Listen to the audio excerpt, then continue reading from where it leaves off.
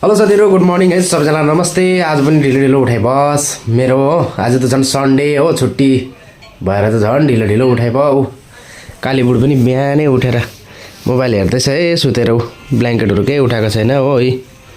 बेडको हालत त्यस्तो छ। यहाँ एउटा ब्ल्याङ्केट तल फ्याँकिरहेको छ, मच्चाहरू पनि खोलेर फ्याँकिरहेको छ। केही मिलाएको छैन है। हेर्नुहोस् है, 9 कति बज्यो हौ? 9 बज्न आँटिसक्यो होला हो। 8:30 भइसक्यो हो, अहिलेसम्म सुतिरहेको छ। आज बाहिरको वेदर देखाउँछु ल साथीहरु। बाहिरको वेदर देखाउँछु ल साथीहरु। हेर्नुहोस् है, अब हिजोको भन्दा डेन्जर फगी लागिरहेको छ आज ल। यहाँ हेर्नुहोस् है, आज झन् फगी लागेर आम्मामा डेन्जर बारीतिर हो। हैन नि, रुखहरू पनि नदेख्ने भएर आज त यहीँको रुखहरू पनि फगी लागेर साथीहरु।